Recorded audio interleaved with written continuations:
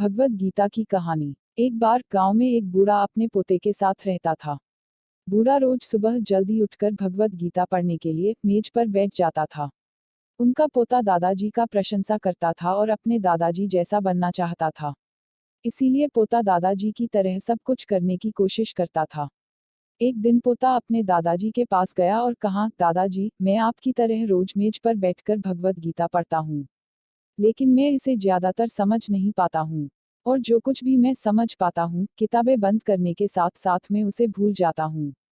अगर मैं जो पढ़ता हूँ उसे भूल जाता हूँ, तो भगवद गीता पढ़ने से मुझे क्या लाभ होता है? तब दादाजी एक कोयले की टोकरी पकड़े हुए थे। वह पोते की तरफ देखा और उसे कोयले की टोकरी देते हुए कहा, नदी पर जाओ और मेरे लिए एक टोकरी पानी लेकर आओ। दादाजी ने जैसा कहा, लड़के ने वैसा ही किया। लेकिन जैसे ही वह घर पहुंचता, टोकरी का सारा पानी निकल जाता। दादाजी ने मुस्कुराते हुए कहा, वापस पानी लेने के लिए नदी में जाओ और फिर से कोशिश करो, लेकिन इस बार थोड़ा तेज चलने की कोशिश करना। लड़का मान गया और इस बार नदी से पानी लेकर जल्दी घर पहुंचने के लिए तेज भागा। लेकिन इस बार भी घर आने के बाद दादाजी ने देखा तो टोकरी खाली थी। दादाजी ने पोता को फिर से कोशिश करने के लिए कहा, लेकिन हर बार रास्ते में टोकरी से पानी निकल जाती है और टोकरी खाली हो जाती है।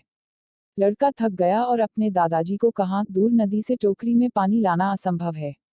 मैं आपके लिए पानी से भरी बाल्टी ले सकता हूँ। दादाजी ने उत्तर दिया, मुझे पानी की बाल्टी नहीं चाहिए। मैं चाहता हूँ तुम उस कोयले की टोकरी में से ही पानी हमारे लिए नदी से पानी लेकर आओ और कोशिश करो। लड़का जानता था कि यह असंभव है, लेकिन उसने अपने दादाजी के बात मानी और फिर से कोशिश की। इस बार लड़का जितनी जल्दी हो सके दौड़ा, लेकिन फिर से टोकरी खाली थी। लड़का थक गया और उसने अपने दादाजी को कहा, खो दादाजी, इस टोकरी से नदी में से पानी लाना हमारे लिए असंभव है। दादाजी ने उत्तर दिया, तुमको लगता है कि यह असंभव है, लेकिन जरा टोकरी को देखो। लड़के ने टोकरी की और देखा कि टोकरी बहुत साफ सुथरी दिख रही है। उसने देखा टोकरी से कोयले के सारे दाग हट गए हैं। अब कोयले की टोकरी अंदर और बाहर से साफ हो गया था।